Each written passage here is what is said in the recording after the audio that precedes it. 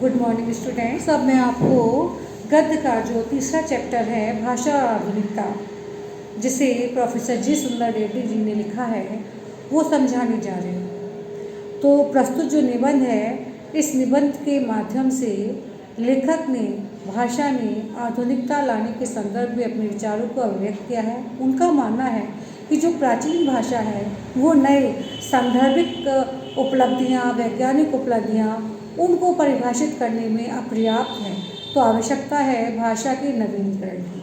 तो इसी संदर्भ में अपने विचारों को अभिव्यक्त करते हुए लेखक कह रहे हैं कि यदि किसी भी क्षेत्र में रमणीयता अर्थात सुंदरता लाना है तो उसके लिए नित्य हमेशा नूतनता की आवश्यकता पड़ती है।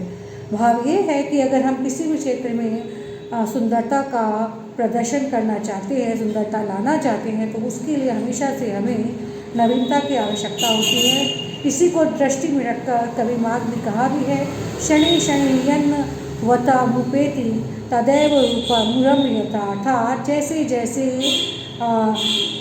नूतनता की उत्पत्ति होती है वैसे वैसे सुंदरता जो है उसमें स्वयं ही आ जाती है। तो रमणीयता और नित्य नूतनता न्यून आश्रित है, ये दोनों एक दूसरे के ऊपर निर्भर करती हैं।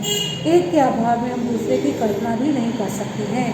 भाव ये है कि अगर सुंदरता के अभाव, अगर नूतनता जो है वो सुंदर नहीं होती है, नवीनता जो है उसमें सुंदरता का भाव नहीं होता है, तो जनमानस के द्वारा उसे आसानी से ग्रहण नहीं किया जाता है, क्योंकि सुंदरता के अभाव में कोई भी वस्तु जो है वो जनता के द्वारा अमान्य होती है, वो उसे स्वीकार नहीं करती। नित्य नूतनता यानी हमेशा नवीनता किसी खोजकर्ता की उसकी जो अपनी मौलिक उपलब्धि है उसकी प्रामाणिकता को सूचित करती है, इंगित करती है।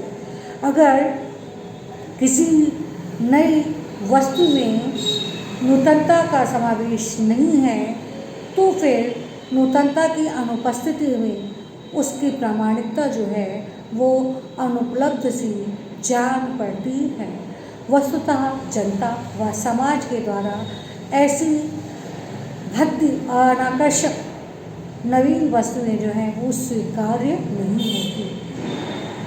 लेखक ने उदाहरण दिया समाज का कि जैसे कड़ी गड़ी मान्यताओं में जकड़ा हुआ समाज जो है गति प्राप्त नहीं कर सकता, उसकी उन्नति नहीं हो सकती, उसी प्रकार पुरानी रीतियों और शैलियों तथा परंपरागत आधार पर चलने वाली जो भाषा है वो आधुनिक युग को या आधुनिक जन चेतना को गति देने में प्रायः असमर्थ ही रह जाती है, क्योंकि भाषा को समूची युग चेतना के अभिव्यक्ति का एक सशक्त माध्यम माना जाता है।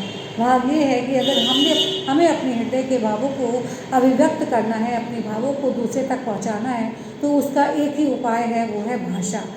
ये नहीं है कि केवल हम बोलकर ही अपने भावों को व्यक्त कर सकते हैं, कई रूपों में हम अपने भावों को व्यक्त कर सकते हैं। संकेत के माध्यम से, बोलकर, चित्रों के द्वारा, गाकर, या फिर और भी कई ऐसे माध्यम हैं जिसके द्वारा हम अपने भावों को अभिव्यक्त कर सकते हैं। लेकिन जो सशक्त माध्यम है वो है भाषा, क्योंकि उससे हम जो कहना चाहते हैं वो दूसरे तक बिल्कुल स्पष्ट उसी रूप में जाता है। संकेतों के माध्यम से अगर हम कुछ कहना चाहते हैं तो हो सकता है हम जो कहना चाहते हैं बिल्कुल वही भाव दूसरे तक ना पहुंच पाए या उनको ना समझ सके, लेकिन हम बोलकर जो भाव व्यक्त करेंगे वो आसानी से इसकी समझ में आने वाले हैं। तो भाषा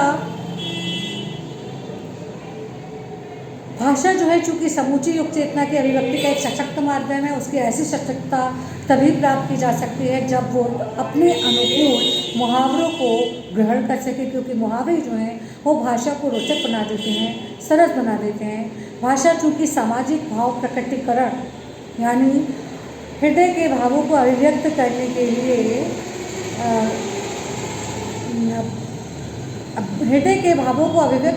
के लिए जरूरी समझी जाती है, तो उसके लिए यानी भावों के प्रकटीकरण के लिए एक बात जो है वो परम आवश्यक है, और वो है सुबोधता। अर्थात जो हम कह रहे हैं वो दूसरे तक आसानी तक समझ जाए, वो आसानी तक पहुंच जाए और वो हमारी कही बात को आसानी से समझ ले। अगर उसमें सुबोधता का गुण है तब तो भाषा सफल है, हमने जो कहा वो उसके लिए सही है। और अगर वो हमारी शब्दों के अर्थ को समझने में समर्थ नहीं होता है तो ऐसी स्थिति में हम भावों को प्रकट कर नहीं पाते हैं, या हमारे भावों का जो प्रकटीकरण है वो असफल रह जाता है। तो भाषा की सुबोधता के लिए ही ये भाषा का जो स्वरूप है वो उद्दिष्ट है। इसके अतिरिक्त भाषा की आवश्यकता सोची भी नहीं जा सकती। तो इसी उपयोगिता की सार्थकता जो है वो हमारे समसामयिक सामाजिक चेतना में दिखाई देती है। अनेक प्रकार की जो संस्कृतताएँ हैं, अर्थात जो सीमाएँ हैं, जो हमें हमारी भाषा को, पारिभाषिक भाषा को कठिनता प्रदान करती हैं। तो अगर हम इन ध्रुवताओं को, इन कठिनताओं को, इन सीमाओं को छोड़ देते हैं तो उसको छोड़ देने में ही हमारी भाषा की जो आधुनिकता है वो निर्भर करती है। कभी कभी अन्य संस्कृतियों के संपर्क में आने में या फिर अन्य जातियों के संसर्ग में आने में बहुत सारे ऐसे नए नए शब्द हैं जो जाने अनजाने अर्थात अनायास ही हमारी भाषा में सम्मिलित हो जाते हैं। उन शब्दों के सही पर्यायवाची शब्द हमें अपनी भाषा में उपलब्ध अगर नहीं हो पाते हैं तो हमें उन शब्दों को अगर उसी रूप में ग्रहण करना पड़े तो ऐसा करने में किसी भी भाषा के भाषी को अर्थात किसी भी भाषा भाषी को ऐसा करने में कोई भी आपत्ति अर्थात कोई भी इनकार नहीं होना चाहिए। क्योंकि अगर हम नए शब्दों को उसी रूप में सहजता के साथ ग्रहण कर लेते हैं तो हमारे द्वारा ग्रहण करने का ये जो भाव है यही भाषा को आधुनिकता प्रदान करता है।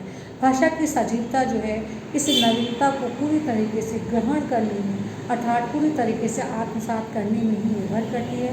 क्यों? क्योंकि भाषा कोई संग्रहालय में रखने वाली वस्तु तो है नहीं। भाषा क्या म्यूज़ियम में तो निर्जीव वस्तुएं रखी जाती हैं। भाषा की तो अपनी एक सहज सिद्ध गति होती है, उसका तो अपना एक रूप है, स्वरूप है।